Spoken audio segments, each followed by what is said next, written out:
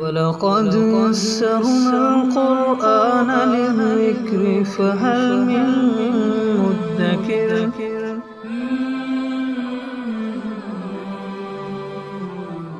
آیت نمبر 111 اعوذ باللہ من الشیطان الرجیم بسم اللہ الرحمن الرحیم لن یضروکم الا اذى وان یقاتلوکم یولوکم الادبار ثم لا ینصرون۔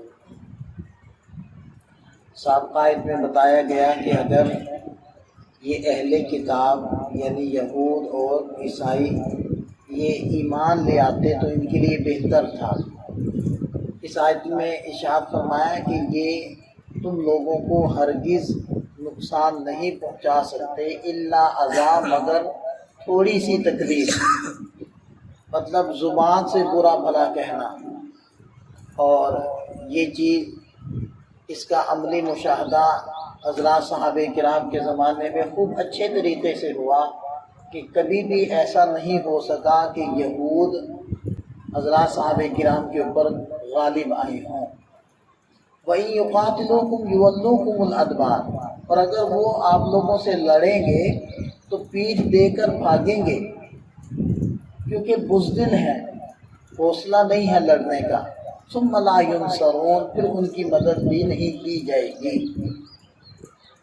ضُرِبَتْ عَلَيْهِمُ الذِّلَّةُ أَيْنَمَا ثُقِفُوا، ان کے اوپر ذلت کو تھوپ دیا گیا ہے، ذلت ان کے ساتھ چسپاں کر دی گئی ہے، چپکا دی گئی ہے۔ اینما ثقفوا، جہاں کہیں یہ لوگ پائے جائیں۔ یہود کے ساتھ ذلت ہمیشہ کے لیے بندھ گئی۔ الا بحبل من اللہ، مگر اللہ کے سہارے سے، یعنی کبھی اللہ کی طرف سے سہارا مل جائے، اور وہ کیا سہارا ہے کہ اہل اسلام کو، مجاہدین کو یہ حکم ملا ہوا ہے کہ اگر ان یہود میں یا نصارہ میں ایسے لوگ ہیں کہ جو صرف عبادت میں لگے رہتے ہیں اور جو لڑنے بھڑنے کا کوئی کام نہیں کرتے، تو ان کو جہاد میں قتل مت کرو، یا اسی طرح عورتوں اور بچوں کو قتل نہ کرو۔ تو یہ ہے اللہ کی طرف سے سہارا۔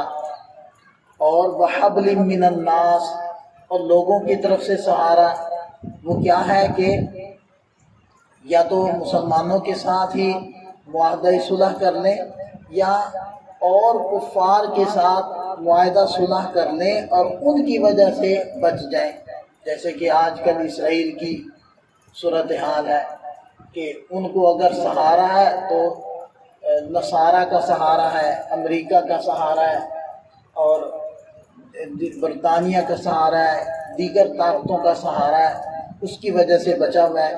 اگر وہ سہارا نہ رہے تو پھر تو یہ ایک دن بھی زندہ نہیں رہ سکتا، اپنے پاؤں پر ایک دن بھی کھڑا نہیں رہ سکتا۔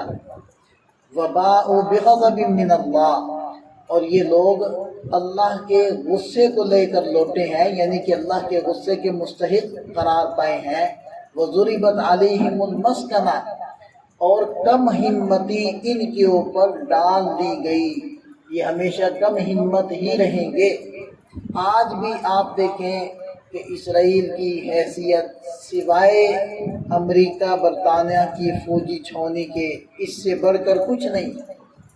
وہ صرف وسطی ایشیا کے اندر چاہتے ہیں کہ ہمارے لیے کوئی ایسی چھاؤنی رہے کہ ہم جہاں سے اڑان بھر کر مسلمانوں کے اوپر نظر رکھ سکیں، وہاں ہمارے اسلحے کے ڈیپو ہوں، بس یہ وہ چاہتے ہیں۔ اور مسلمان ممالک کے اندر جہاں انہوں نے ٹھکانے بنائے ہوئے ہیں تو ان کو کوئی اعتبار نہیں ہے کہ کب ختم ہو جائیں، کب مسلمان چڑھ دوڑیں۔ حکمران تو ان کے ہاتھوں میں ہے لیکن عوام سے ڈرتے ہیں۔ تو یہ ایک فوجی چھاؤنی ہے۔ اس لیے دیکھ لیں کہ اس سے پہلے بھی جتنی جنگیں ہوئی ہیں، خلیج کی جو جنگ ہوئی تھی، اس وقت خلیج کی جنگ کے اندر ان کے جو سپہ سالار تھا، اس کے کیا الفاظ تھے؟ اس نے یہی کہا تھا کہ ہم نے ساری خون ریزی صرف اسرائیل کو بچانے کے لیے، اس کی حفاظت کے لیے کی ہے۔ اور آج بھی دیکھ لیں کہ امریکہ کا صدر کیا کہتا ہے کہ ہم اسرائیل کے ہمیشہ ساتھ کھڑے رہیں گے اور اس کی حفاظت کریں گے۔ آپ کے سامنے ہے، آپ سب جانتے ہیں۔ تو یہ ہے ان کی حیثیت۔ تو یہ ہے وحبل من الناس، لوگوں کے سہارے پر، اہل باطل کے سہارے کے اوپر زندہ ہیں، تو یہ مسکنت نہیں، یہ ذلت نہیں تو اور کیا ہے؟ آج بھی اگر فوج لڑ رہی ہے تو وہ صرف اسرائیل کی فوج تھوڑی ہے، وہ آپ سمجھ سکتے ہیں کہ کہاں کہاں کی فوج ہے، وہ انڈیا کی فوج ہے، وہ اور دیگر ممالک کی فوج وہاں اکٹھی ہوئی ہے، پیسوں کا لالچ دے کر ان لوگوں نے وہاں اکٹھے کیے ہیں اور ان کو لڑا رہے ہیں۔ ذالک بانہم کانوا یکفرون بآیات اللہ، یہ ذلت کیوں ان کا مقدر ہوئی؟ اس لیے کہ وہ لوگ اللہ کی آیات کا انکار کرتے تھے، وَيَقْتُلُونَ الْأَنْبِيَاءَ بِغَيْرِ حق، ناحق نبیوں کو قتل کرتے تھے، ذَلِكَ بِمَا عَصَوْا وَكَانُوا يَعْتَدُونَ، اور یہ سب اس وجہ سے ہوا کہ انہوں نے نافرمانی کی اور وہ لوگ حد سے تجاوز کرتے تھے۔ لیسوا سواء، ہاں یہ سب برابر نہیں ہے، من اہل الکتاب امۃ قائمہ، اہل کتاب میں سے ایک گروہ ایسا بھی ہے جو حق پر اب بھی قائم ہے، جو صراط مستقیم پر قائم ہے، یتلون آیات اللہ، اللہ کی آیات کی تلاوت کرتے ہیں، آناء اللیل وہم یسجدون، راتوں کے اوقات میں اور وہ لوگ سجدہ کرتے ہیں۔ کچھ ایسے بھی ہیں ان کے اندر، نصارہ کے اندر بھی ایسے لوگ رہے ہیں، نبی پاک صلی اللہ علیہ وسلم کے دور کے اندر بھی اب بحیرہ راہب جو تھا اس نے آپ علیہ السلام کو پہچانا بچپن میں، جب آپ علیہ السلام بچپن میں تھے اور گواہی دی کہ یہ آخری نبی ہے، تو یہ بھی ایک عبادت گزار تھا، نصرانی تھا۔ تو نصارہ کے اندر بھی ایسے لوگ موجود ہیں اور یہود کے اندر بھی ایسے لوگ موجود ہیں کہ جو اپنے مذہب کو مضبوطی سے پکڑے ہوئے ہیں۔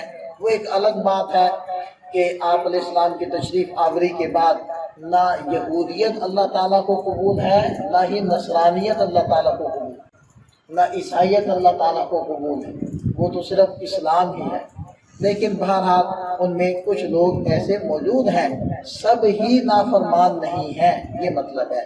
یؤمنون باللہ والیوم الآخر، وہ اللہ پر، یوم آخرت پر ایمان لاتے ہیں، وَيَأْمُرُونَ بِالْمَعْرُوفِ، نیکیوں کا حکم کرتے ہیں، وَيَنْهُونَ عَنِ الْمُنْكَرِ، برائیوں سے روکتے ہیں، وَيُسَارِعُونَ فِي الْخَيْرَاتِ، اور بھلی باتوں میں بڑھ چڑھ کر حصہ لیتے ہیں، مسارعات کرتے ہیں یعنی جلدی کرتے ہیں، وَأُولَٰئِكَ مِنَ الصَّالِحِينَ، یہ صالحین میں سے ہیں، نیک لوگوں میں سے ہیں، وَمَا يَفْعَلُوا مِنْ خَيْرٍ فَلَن يُكْفَرُوهُ، جو کچھ وہ خیر کا کام کریں گے تو ان کی ناقدری نہیں کی جائے گی۔